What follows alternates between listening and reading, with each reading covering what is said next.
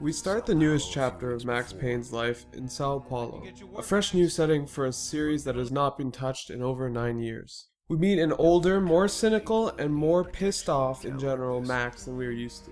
In this review, I will discuss how Max Payne has changed and how he has improved over the years of his absence. Has Max's aging rendered him obsolete in the gaming universe? Max Payne games have been known in the past for their visceral, cutting-edge gameplay, innovative ideas, very simple but satisfying gunplay. Max Payne 3 is no different, with simultaneously intuitive yet versatile cover system and bullet time system. You'll be flying over barricades and putting holes in enemies' skulls in no time. Hand in hand with this bullet time system is a slow motion cam. This cam will deliver heart-stopping and brain-numbing visuals of the last enemy in every room getting a healthy dose of bullets to the area of your choosing. The gunplay is an incredible mix of elementary concepts that are easily learned, but at the same time complex enough that it can be built upon throughout the entire game. The player will find themselves in constant new situations that merit a different use of bullet time and bullet dodging. The gameplay is not flawless, however, and is particularly weak in the areas of cover where the player will often find themselves jerking in and out of cover completely by accident or vaulting too far into a range of enemy fire. This, along with a free-form aiming system,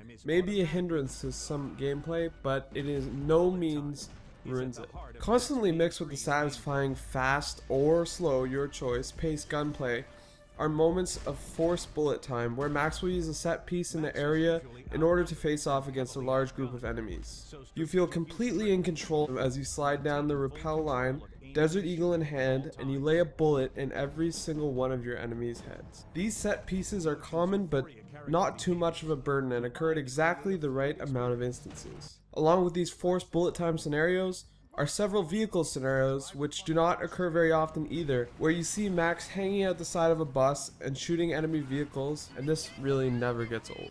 The gameplay is fundamentally based around the acquisition of painkillers and the sporadic use of them throughout the levels. There's a feature that will become well known to all players where Max is shot to near death and uses a painkiller in order to go into last man standing mode. This last chance will save your life in many situations, but if you miss your mark, you will die like any other mortal. I found this feature to be interesting, but I found also that I had to rely on it far too much.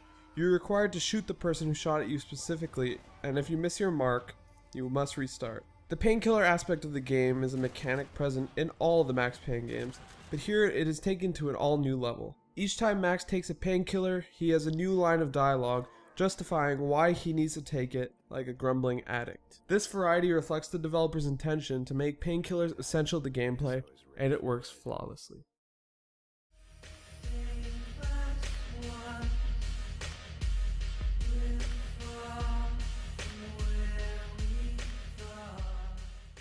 The sound in this game is phenomenal. Players of the older games in the series will notice an instant improvement over the older, dated sounds of Max Payne 1 and 2. This is without mentioning the unparalleled voice acting, which I will talk more about in the story segment. The sounds of gunshots penetrating the cover around Max, hitting your marks, and spilling out across the floor as you frantically try to reload your weapon is entirely immersing. The player can hear the footsteps of his enemies and himself with ease, and is instantly alerted by shouting enemies when they enter the room. The sound quality is superb and crisp, and it is clear that much effort has gone into the recording of the in-game sounds. In unison with the game sounds is a stellar soundtrack that reflects the dark, sardonic nature of the Max Payne universe. It is the same old Max theme song heard through the menu screen, bringing many gamers back to that place in their hearts that is held so dear to the series.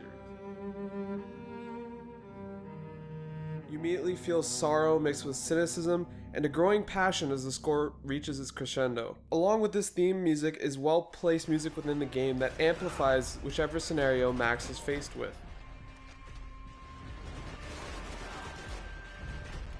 Whether it be a frantic car chase or a crumbling building, the score also makes very satisfying appearance late in the game, which everyone will experience and enjoy. An issue I found with the sound is that it lacks a certain ambience. There are several recognizable sounds that occur many times throughout the game, such as the creaking of doors, painkillers, and button presses. These sounds are necessary and understandable, but the game lacks life beyond this. In Brazil, there are no noises of animals or life inside the favelas. Perhaps this was intentional by Rockstar, but I feel that there could have been more background sound added to this game. This is a small concern, but it keeps the sound from getting a perfect score.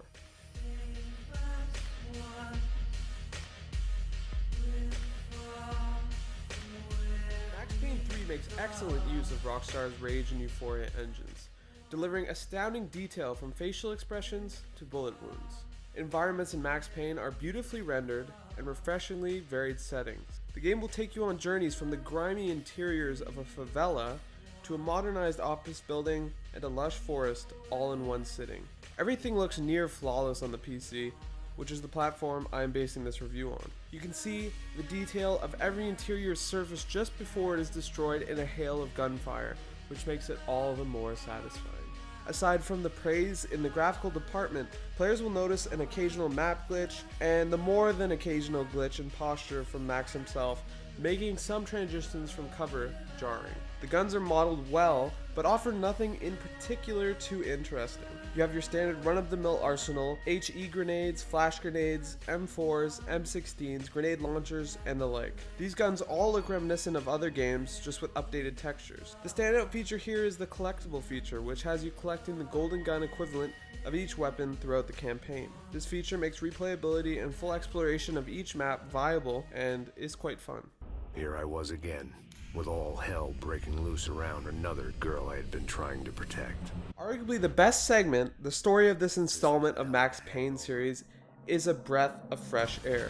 True to form, the increasingly cynical and self-defecating character of Max Payne has been thrown out from one world of chaos straight into another. Except this time, he's not on home turf. Max has been persuaded by his ex-academy pal, Raul Passos. In the interim between the second game and the third, Max has become dangerously addicted to alcohol and painkillers and must fight with both a physical and mental journey whilst defending a rich Brazilian family called the Brancos. The storytelling is top-notch, with excellent character and plot development that carries a steady pace throughout the entire game, never letting you stop guessing or wondering what is going to happen next. Max Payne is perhaps the most relatable of psychopathic killers in video game history, and you will find yourself growing more and more attached to his personal issues and moral dilemmas. The writers throw you into his world brutally with spectacularly delivered voice acting in the form of first-person narrative from James McCaffrey himself. James is supported heavily by a cast of voice actors who are equally as strong in their performances. Alongside of this superb voice acting is a motion capture system that adds layers to the story in the form of emotional conveyance from the main characters. Max Payne now shows remorse, anger, and more dimension than he ever has before for the aid of facial expression, body language, and voice acting. He is no longer the noir-esque comic book driven character that he was in the first two games. In Max Payne 3 he is a balding, addicted mess, and it really shows through his conversations and the numerous cutscenes strewn throughout the game. While some may find these scenes overbearing, I believe that it is worthy investment to grow closer to the character you were journeying through the game with, and ends up being a satisfying payoff. The setting of Sao Paulo is an interesting choice. Rockstar took a gamble with leaving the streets of New York, and I truly believe that it paid off. Brazil is widely recognized for being riddled with violence, much as New York has been in the past. The difference is, New York has been done time and time again by film, game, and other such industries. The favelas of Brazil provide a refreshing change and are shown as a perfect proving ground for Max in his journey to self-realization and catharsis. In the lowest point of the city, Max must find himself and see if he can release his accumulated baggage and move forward to save countless people from the evils of the rich families.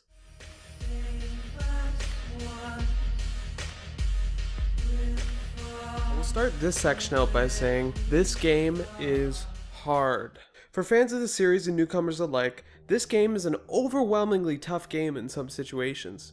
There will be points where the player will find themselves, even on normal mode, tossing their controllers at the wall in frustration. This is not due to any sort of lack of gameplay balance by Rockstar, but more due to my own indecision on whether to run and gun or to take cover and take potshots at your enemies. Players must find a healthy balance between the two or will be relentlessly killed by their enemies. Even those who fancy themselves familiar with third-person shooters, I advise you to take your time throughout this game. The difficulty progresses from easy to old school or cakewalk to batshit insane.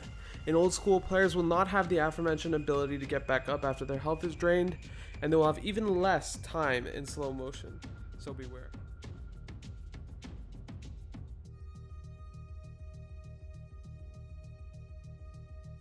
Before I go into this final segment, know that this is just my way of structuring reviews. I personally do not feel that replayability will have any impact whatsoever on your enjoyment of Max Payne 3, and this will be reflected in my score, but I digress. Max Payne 3 offers incentive for replayability, however small, such as collectibles and unlockable difficulty modes, but unfortunately these are not enough. The campaign is a lengthy 10 to 12 hours, and unless you are the type of player who is gung-ho for achievements, you will most likely not be interested in replaying it. On top of the lack of collectibles and other incentives, there are unskippable cutscenes that will most likely turn people off from replaying the game at all. There's also a fairly decent multiplayer mode with your run-of-the-mill customizables and offers a few hours of fun, but most of your money's worth will be coming from the game's campaign.